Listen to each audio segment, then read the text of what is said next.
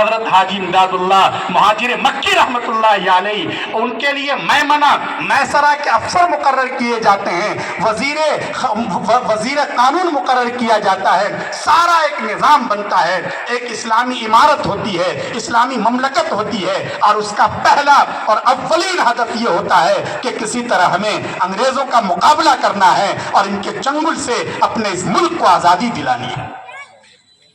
ये जो काफिला है, ये काफिला हार नहीं मानता, इसके पास वसाइल की कमी है, लेकिन उसके बावजूद इन्होंने अंग्रेजों पर इज्तिमाइयत के साथ कई एक ऐसे हमले किए कि अंग्रेजी फौज बहुत ज्यादा चौकन्ना हो गई। हजरत मौलाना रशीद अहमद गंगोही रहमतुल्लाह अलैहि की क़ियादत में अंग्रेजों की आर्मी का फौज का जो पूरा एक तोपखाना सहारनपुर से आगे की तरफ जा रहा था, एक बाग में बैठ जाते हैं ये मुजाहिदीन, और जैसे ही अंग्रेजों का काफिला वहां से गुजरता है उस पर ताबड़तोड़ फायरिंग करते हैं। अंग्रेज शिकस्त खाकर भाग जाते हैं और पूरा माल गनीमत इनके हाथ आता है। उसी में हजरत हाफिज जामिन रहमतुल्लाह अलैहि शहीद हो जाते हैं। इस तरह ये कई महाज पर ये तहरीकें चलती हैं, पूरे मुल्क में आग लग रही होती है। इन सारी तहरीकों का नुक्ते उरूज है 1857 का इनकलाब, जिसे अंग्रेजों ने गदर का नाम दिया था, लेकिन वो गदर नहीं बल्कि सरफरोशी की तमन्ना रखने वाले जो हुर्रियत पसंद लोग थे, उन्होंने ख्वाब देखा था और उस ख्वाब की ताबीर के लिए वो सर से कफन बांधकर अपने अपने इलाकों से निकल गए थे। 1857 का जो इनकलाब है, इस इनकलाब में यहाँ से आम तौर से लोग समझते हैं कि आज़ादी की तहरीक शुरू होती है, लेकिन मैंने आपके सामने बहुत ही डिटेल के साथ इसलिए इशारा किया ताकि हमारे जहनों की तत्हीर हो सके। यह आज़ादी की लड़ाई सिर्फ 1857 से शुरू नहीं होती है। हम लोग 1947 से जब से आज़ादी का जश्न मनाते आए हैं, उससे 200 साल पहले से यह आज़ादी की लड़ाई लड़ी जा रही है।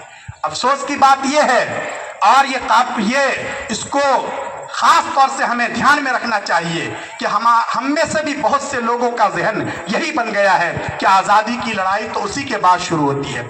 गवर्नमेंट ऑफ इंडिया ने जो मुजाहिदीन आज़ादी की फहरिस्त मुरतब करवाई है और वजीर आज़म साहब ने उसका इफ्तिताह किया है, 5 जिल्दों में जो पूरी डिक्शनरी और पूरी लिस्ट शाये हुई है, उसमें भी उन्हीं मुजाहिदीन को लिया गया है जो 1857 से लेकर 1947 के बीच में जिन्होंने कारनामे और खिदमात अंजाम दिए हैं। हालांकि ऐसा नहीं है, 1857 तो एक तरह से उन छोटी छोटी तहरीकों का नुक्ता उरूज है, वरना उससे पहले शामली का मैदान सजाया जा चुका था। उससे पहले बरेली में हाफिज रहमतुल्लाह अलैहि नबर्द आजमा थे, और उससे पहले न जाने कितने मुसलमानों की और उलमा की जानें कुर्बान हो चुकी हैं इस देश की आज़ादी के लिए। आखिर कभी उन्हें भी तो याद करना चाहिए, कम से कम उनके नामों को, उनकी तहरीक के नामों को इन डिक्शनरियों में जरूर जगह मिलनी चाहिए। क्या ये इस लायक नहीं है कि इनका तस्करा किया जाए सिर्फ इस वजह से कि उन्होंने शुरू में ही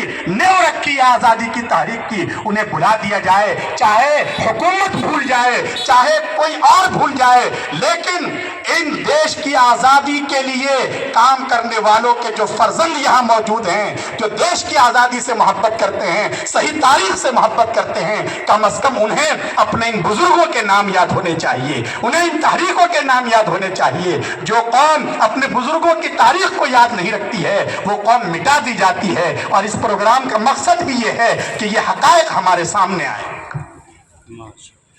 मेरे मोहतरम बुजुर्गों और दोस्तों, 1857 में तय था, मौलाना अहमदुल्ला साहब और उनके रुफका कई इलाकों में इसके लिए बाज़ाब्ता मेहनत कर रहे थे, और तय ये हुआ था कि 31 मई को जितने हिंदुस्तानी हैं जो फौज में हैं, वो बैक वक्त बगावत करेंगे, और अंग्रेजों के लिए उसका मुकाबला करना आसान नहीं होगा।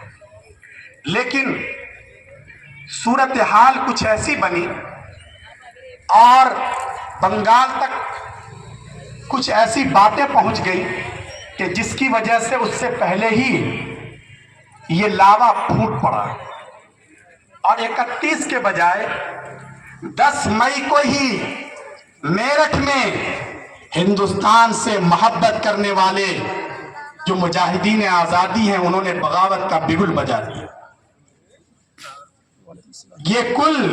یہ بھی ہمیں نوٹ کرنا چاہیے کہ انگریزوں کے خلاف بغاوت کا اور انقلاب کا نعرہ دینے والے میرٹھ کے یہ جو سپاہی تھے ان کی تعداد آن دا ریکارڈ 85 ہے.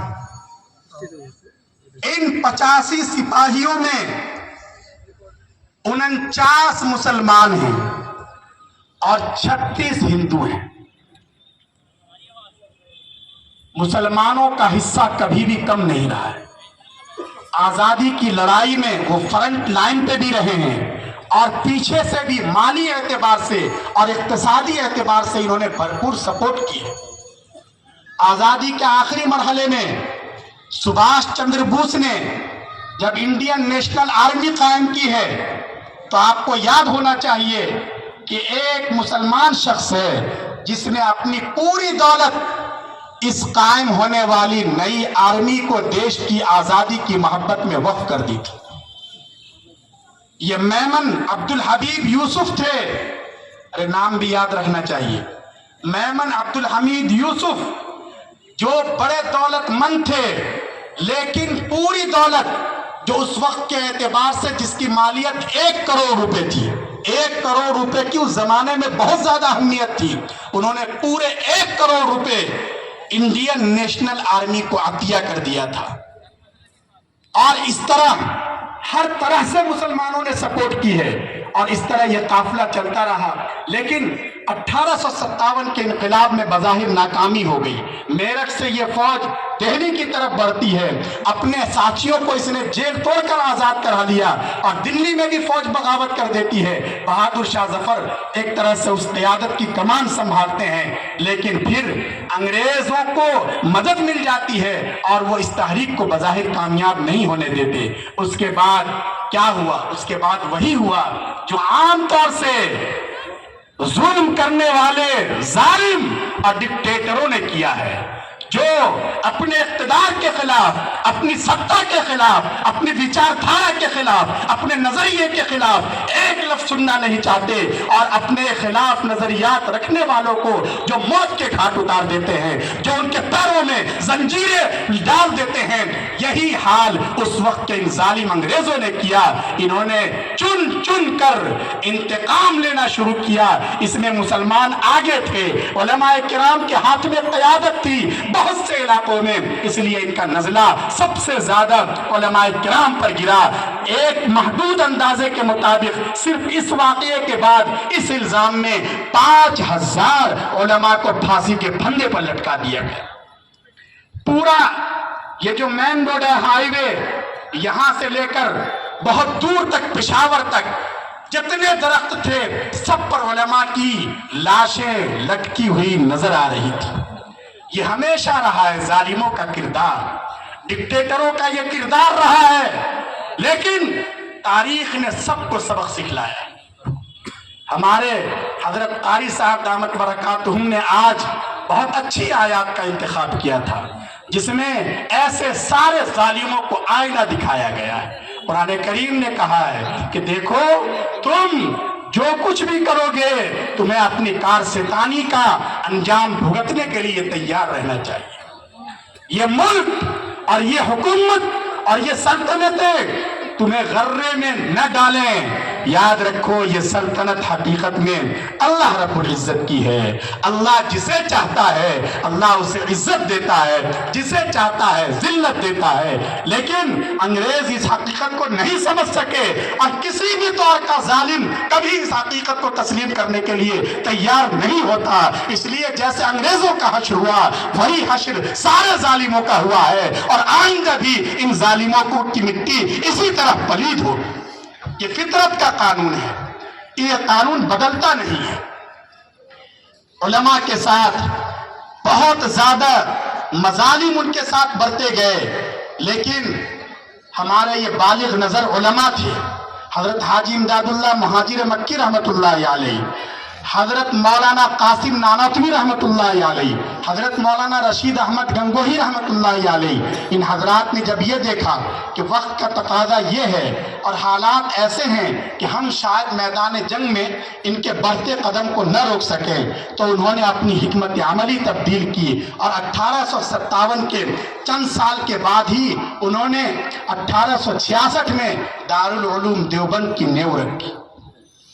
آپ اندازہ لگا سکتے ہیں کہ کس پس منظر میں دارالعلوم قائم ہوا ہے، اس لیے دارالعلوم کی مٹی میں آزادی سے محبت ہے۔ یہاں جو طلبہ تیار ہوئے، جو پڑھانے والے تھے، یہ سب وہ تھے جو آزادی کے لیے اپنا سب کچھ قربان کر دینے کا حوصلہ رکھتے تھے۔ یہی کی خاک سے شیخ الہند حضرت مولانا محمود حسن دیوبندی رحمت اللہ علیہ اٹھتے ہیں، اور انہوں نے پوری پلاننگ کی، اپنے شاگردوں کی ایک ٹیم تیار کی اور انگریزوں کے خلاف بڑی منصوبہ بندی کے ساتھ دنیا کے کئی ملکوں کو انہوں نے تیار کر لیا تھا کہ باہر سے ان کی فوجیں اٹیک کریں گی اور اندر سے یہاں کے جو ہندوستانی ہیں وہ بغاوت کریں گے، اور اس طرح انگریزوں کے لیے اپنے قدم کو جمانا مشکل ہو جائے گا۔ انہوں نے اپنے شاگرد حضرت مولانا عبید اللہ سندھی رحمت اللہ علیہ کو، جو اسی دارالعلوم دیوبند کے پروردہ تھے، انہیں کابل بھیجا۔